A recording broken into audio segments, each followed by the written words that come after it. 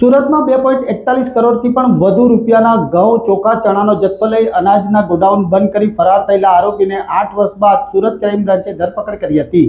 Surat crime બ્રાન્ચે Kanubhai ઉર્ફે સુનિલની ધરપકડ કરી છે. આરોપી પોતાના 2 સાગરીતો સાથે વર્ષ 2014ના રોજ રાજસ્થાનના કોટા આનંદપુરા ખાતે આવેલા દુકાન નંબર 245માં અનાજ કરિયાણાનો વેચવાનો ધંધો સુનિલ જૈન સાથે કરતો હતો અને અમદાવાદ નવા નરોડા દાસ્તાન ફાર્મ હાઉસ ખાતે અલગ અલગ ફાર્મના નામથી આશરે 14 દુકાનો ભાડેથી ખોલી હતી. આટલું જ નહીં, અનાજ કરિયાણાનો વેપાર કરતા હોવાનું જણાવી પોતે મોટા વેપારી તરીકે છાપ ઊભી કરી હતી.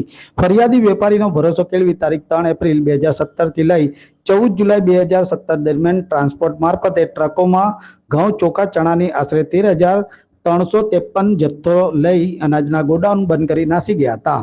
આ અનાજના જથ્થાની કિંમત 2.41 કરોડ રૂપિયા હતી. વોન્ટેડ આરોપીને પકડવા માટે કોર્ટ દ્વારા વોરંટ પણ ઇસ્યુ કરવામાં આવ્યું હતું.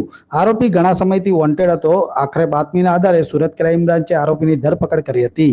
પોલીસ તપાસમાં અત્યાર સુધી આરોપી વિરુદ્ધ કુલ 11 જેટલા ગુના નોંધાયા છે, જેમાં ગુજરાત, રાજસ્થાન, મધ્યપ્રદેશના શહેરો સામેલ હોવાનું જાણવા મળ્યું હતું.